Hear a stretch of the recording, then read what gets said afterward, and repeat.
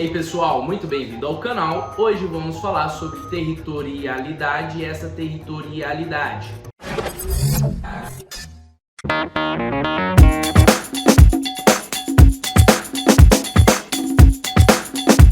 Esse é um tema simples, mas não desnecessário, ainda mais para quem pretende prestar aí alguns concursos, né? Isso não cai, despenca. E é muito interessante porque o enredo, a narrativa do artigo 5º do nosso Código Penal, onde começa, né, sobre territorialidade, é um pouco complicada de primeiro plano de ser entendida, né? A metodologia do vídeo de hoje é trazer esse entendimento de uma maneira mais simples, né? De um vocabulário mais tranquilo, de algumas regrinhas aí para fixação de conteúdo, bem interessante, né? Ao se falar de territorialidade, ela se divide em territorialidade propriamente dita e por extensão. Lembrando que tem previsão legal no artigo 5º do Código Penal. A territorialidade propriamente dita é aquela que diz respeito aos crimes praticados em superfície terrestre, marítima, aérea, território nacional. Em outras palavras, qualquer crime praticado no Brasil, a lei penal brasileira se encarrega em cuidar daquele crime. Isso é a territorialidade propriamente dita. Crimes praticados dentro de um território brasileiro, lei penal brasileira se encarrega daquele crime, ok? Prosseguindo então sobre a territorialidade por extensão. Essa aqui está prevista no nosso artigo 5º em parágrafo 1º. A territorialidade por extensão, ela se inicia nos dizendo se acontecer algum crime dentro de navio, aeronave, veículo, público, em qualquer lugar, vai ser a lei penal brasileira que vai cuidar. Isso está embasado no artigo 5º, parágrafo 1º. Já a segunda parte do parágrafo 1º vai nos trazer em relação aos crimes praticados a bordo de navio ou aeronave privada, ok? Crimes praticados a bordo de navio ou aeronave privada, a lei que se aplica vai ser a do estado em que se encontra esse navio ou essa aeronave, em que o país que se encontra. Salvo, atenção, aqui que mora o perigo, salvo se esse crime praticado a bordo de navio ou aeronave privada for praticado em superfície marítima ou em superfície aérea. Se for praticado em superfície marítima, superfície aérea, vai ser aplicada a lei do país de origem desses veículos, tudo bem?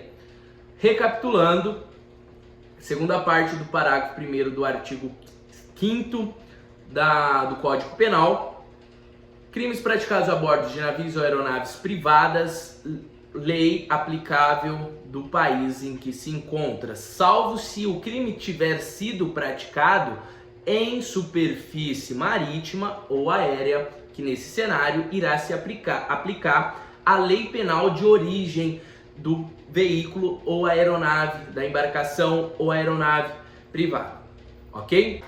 Superada essa etapa, e se o crime for praticados a bordo de aeronaves ou embarcações estrangeiras, porque até agora falamos sobre embarcações, aeronaves brasileiras, já entendemos a fixação dessas competências da lei penal brasileira, mas se for o inverso, em vez de ser a embarcação brasileira ou aeronave, ser estrangeira.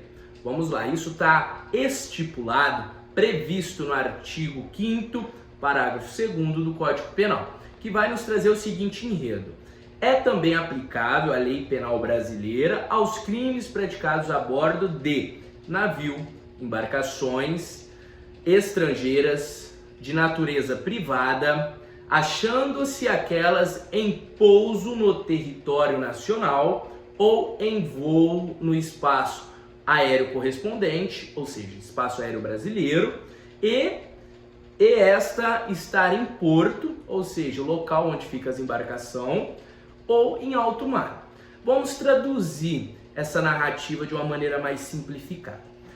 Crimes praticados a bordo de navio ou aeronave estrangeira de natureza pública em qualquer lugar, seja no Brasil, seja no estrangeiro, seja em qualquer lugar, vai se aplicar a lei do país da bandeira da embarcação, do país da bandeira da aeronave. Tranquilo? Já se for crimes praticados a bordo de navios ou aeronaves estrangeiros de natureza privada, vai se aplicar sempre a lei brasileira nessas duas situações. Se essa embarcação ou essa aeronave estiver em voo ou em pouso, na pista de pouso, em território nacional, ou se essa embarcação estiver em porto, ou naquele local onde ficam as embarcações, ou em alto mar. Nesses dois cenários irá ser aplicado, considerando que a embarcação ou a aeronave é estrangeira, a lei penal brasileira. Do contrário, vai ser a regra. Sobre territorialidade, é basicamente isso. Essas regrinhas, volta o vídeo, anote que é super válido, né?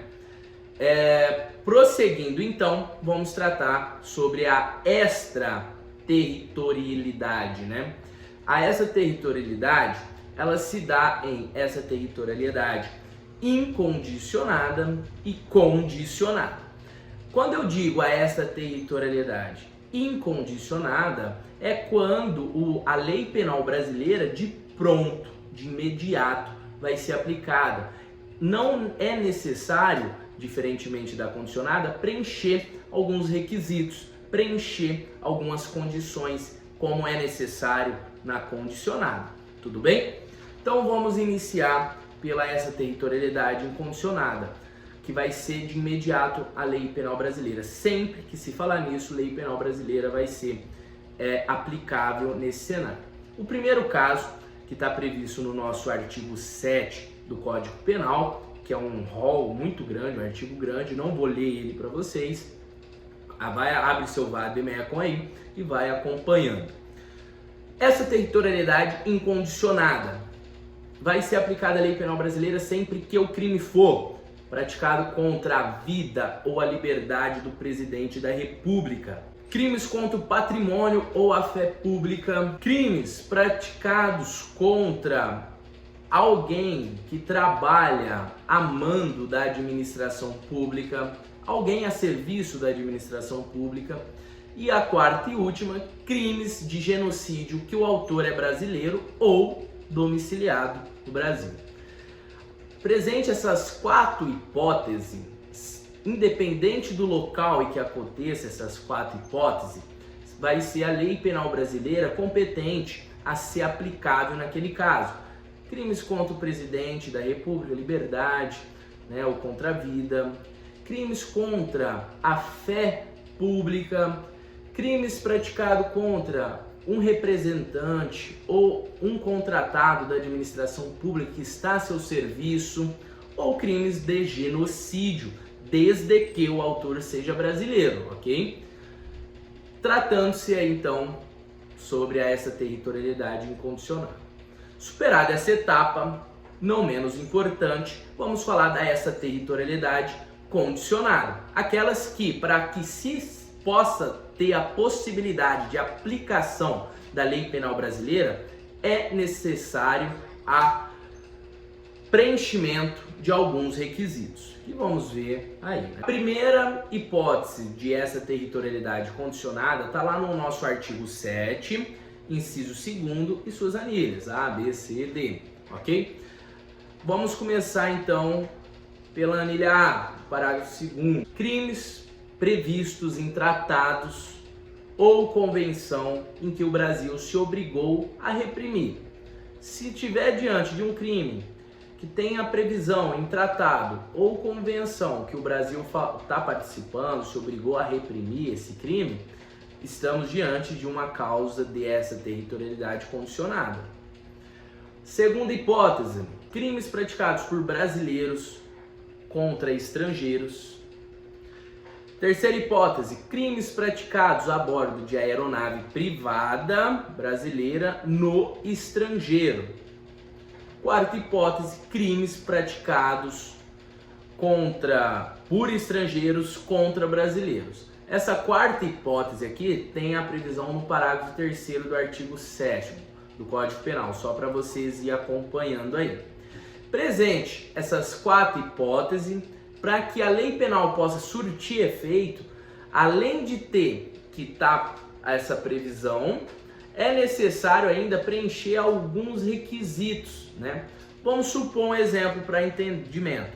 Supondo que o crime é um crime que tem previsão em tratados ou convenção que o Brasil se obrigou a reprimir. Quais seriam as condições para que a lei penal brasileira possa ser aplicada? A primeira condição é entrar em território nacional, ou seja, o autor do crime deve entrar em território nacional, território brasileiro. Ser o fato punível nos dois países, tanto no Brasil quanto no de origem, lá onde foi praticado. O crime permitir a extradição. E quais são os crimes que permitem a extradição? Para isso, você vai olhar lá na lei 6.815 de 80, no seu artigo 77, que tem o rol taxativo de todos os crimes que permitem a extradição. Não absolvição ou não cumprimento, não pode ser absolvido o crime, o réu, né? O acusado, ou nem ter o cumprimento da pena, não extinção da punibilidade. Mas agora que entra o detalhe. Se tratando-se daquela hipótese do artigo 7, parágrafo 3º, de estrangeiros praticados contra brasileiros, é necessário, além desses 5 requisitos, preencher mais 2 requisitos, que vai acrescentar somente naquela hipótese, naquele caso, que é não ter sido pedido a extradição ou nem ter sido negada ainda, e é necessário uma requisição do ministro da Justiça. O vídeo de hoje é basicamente isso, só um breve entendimento sobre territorialidade, as suas regrinhas, né? Essa territorialidade e suas modalidades, né? Se você, de alguma maneira, se sentiu beneficiado por esse conteúdo, se inscreva no canal, deixe seu like, indique para a galera da sua sala, no grupo do WhatsApp da sua sala aí, compartilha lá, pede para a galera se inscrever, porque isso é o que nos motiva a estar fazendo mais conteúdos como esses, né? E só para relembrar, antes de finalizar o vídeo, já tem aí uns vídeos antecedentes que trata sobre o conceito analítico de crime por completo, fato típico, ilicitude, culpabilidade, todas as suas peculiaridades, né? Com causas, entre outras aí. E esse vídeo saiu um vídeo meio fora da sequência. Também tratamos sobre processo penal aí, exame de corpo de delito, ofendido, testemunha, interrogatório, mas esse vídeo que é da parte geral, esse vídeo de hoje, é apenas por quesito, porque a galera tá vindo aí, eu tô estudando para concurso, né, delegado, e a galera vem comentando, falando que é um tema complicado, e eu resolvi, que é curtinho o vídeo, ficou curto, trazer aí de uma maneira mais simplificada para você pegar seu caderno do primeiro ano, você que já está no 4º, 5º ano, você que já formou, ou você que está no primeiro ano, você pegar ainda seu caderno, comparar lá, ir acompanhando aí, acompanhar com a legislação, e tamo junto. Like, compartilha, se inscreva, não vou pedir para ativar o sininho porque isso é chato pra caramba, me segue nas redes sociais, @JeffBlindão.